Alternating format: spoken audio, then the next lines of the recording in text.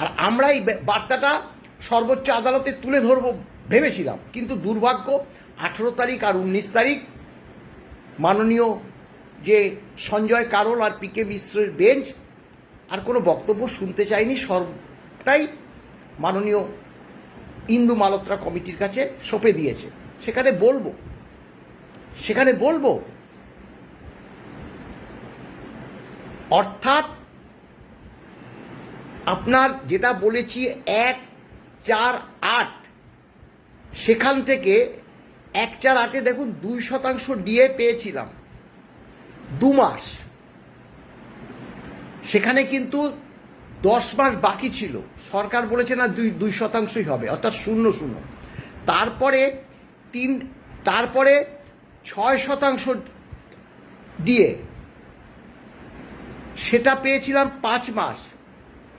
তারপরে 9% 4 মাস, আর 12% একবার, বা টোটাল 12% ডিএ আমাদের। আপনারা মনে আছে যে এটা বামফ্রন্ট সরকার 3টে কিস্তিতে দিয়েছিল। একটা কিস্তি বামফ্রন্ট সরকার চলে যাওয়ার পর তৃণমূল সরকার 2টো ভাগে দিয়েছে।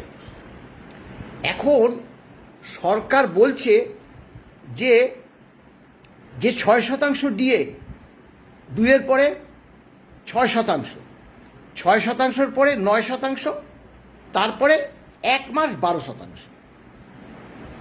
এইটা আমি উদাহরণ দিয়ে বলছি। এখানে দেখিয়েছে 2 মাস পেয়েছিলাম, সেটা 10 মাসের পাবো, সেখানে বলছে না আর পাবে না, 0%। 6% পরের যে 6% বলো না 6% হবে না, -3% হবে। তাহলে ওই যে 6% 5 মাস পেয়েছিলাম, প্রত্যেক মাসে 3% করে মাইনাস দেখিয়েছে। তারপরে 9% বললো যে 9% হবে না, ওটা 7%, তাহলে 2% করে ওই 5 মাস মাইনাস করে দিয়েছে। তারপরে 12%, 1 মাস পেয়েছিলাম, বললো না ওটা 12% বেশি দেওয়া হয়েছে, ওটা 10% হবে, 2% মাইনাস করে দিয়েছে। এইভাবে 8 থেকে 11 সাল পর্যন্ত যে বামফ্রন্ট সরকার যে ডিএটা দিয়েছে, তারা তো ঘন ঘন দিয়েছে। ঘটনাটা ওই 605-এ ওই জায়গাটাতেই গন্ডগোল করেছে। বামফ্রন্ট সরকার 536 হিসাবেই ডিএটা দিয়েছে, সেটা 605-এ ক্যালকুলেশন করেছে বকেয়া দিয়ে দেওয়ার জন্য, যার জন্য ওই 11 সাল পর্যন্ত মাইনাস এসছে। যার জন্য যারা 1-4-8 থেকে 15 পর্যন্ত পেয়েছে, এমনিতে কম পেয়েছে, মাইনাসের জন্য আরো কম পেয়েছে।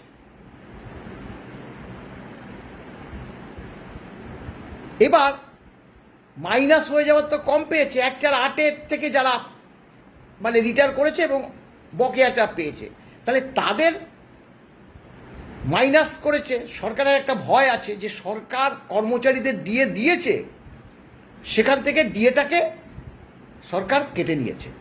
এটা হতে পারে।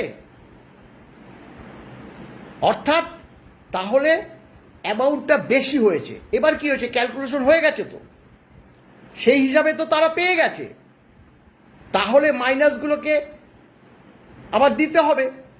মাইনাসগুলোতে কি করেছে, প্রত্যেকটাতে বোধ করি 0 দেখিয়ে ওই মাইনাসটা আবার প্লাস করে কর্মচারীদের হিসাব করে ওই অংশটা আবার ট্রেজারিগুলোতে ঢুকিয়ে দিচ্ছে,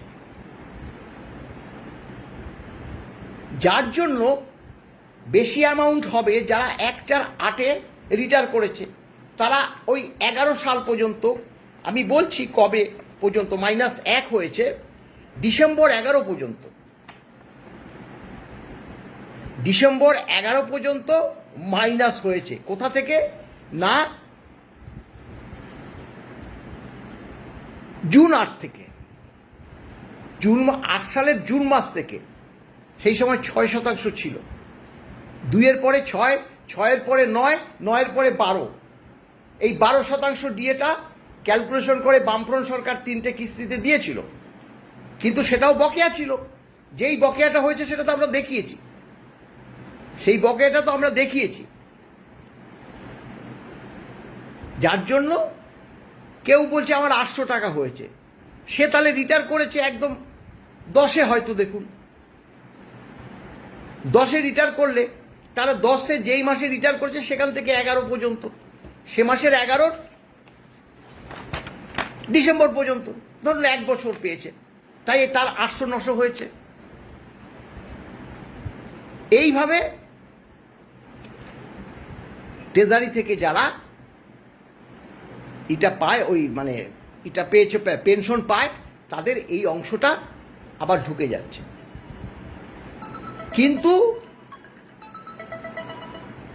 কিন্তু যারা ওই 11-র পরে রিটার্ন করেছে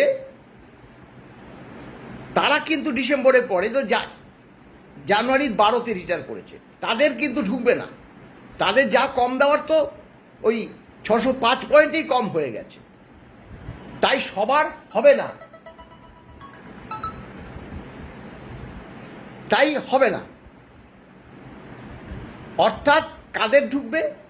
যারা 1/4/8 থেকে ধরুন 10 সালের মধ্যে রিটার্ন করেছে, তাদের এই অংশটা ঢুকে যাবে। সরকার সেটা ঢুকিয়ে দিচ্ছে।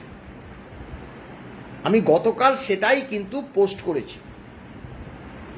তাই খুব বেশি যে কর্মচারী সমাজের এই টাকাটা আসবে তা নয়, তবে সরকারকে বলতে হবে, সরকারকে বলতে হবে যে এই যে দেখুন এরা কি পেল 16 থেকে 19, সেটা তো বিগত সরকার দিয়ে গেছে, আমরা সবাই জানি। সেটাও কিন্তু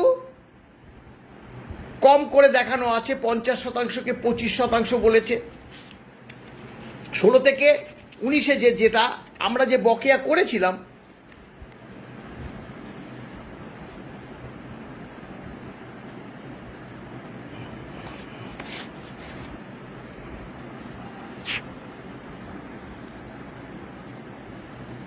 $125, সেখানে 29, মানে 29% করে দিয়েছে। সেখানে 29 হওয়ার কথা, সেখানে 18% দিয়েছে। যেখানে 48% ডিএ পাওনার কথা, সেখানে 15% দিয়েছে। এই করে করে জেড টেনে ডিএটা দেওয়াতে আমরা 43% ডিএ পেয়েছি। ওই 16 থেকে 19 পর্যন্ত যে ক্যালকুলেশন করেছি, সেটা ইন সার্ভিস যারা আছে তারাও ক্যালকুলেশন করেছে, তাদের হাতে তো HRMS আছে, তারা ক্যালকুলেশন করে দেখেছে যে 100 টাকা যদি 16 থেকে 19 হয় তাহলে আমরা 43 টাকা পেয়েছি। তবে এই ক্যালকুলেশনটা কিন্তু বর্তমান নয়া সরকার করেনি, বিগত সরকারের করেছে।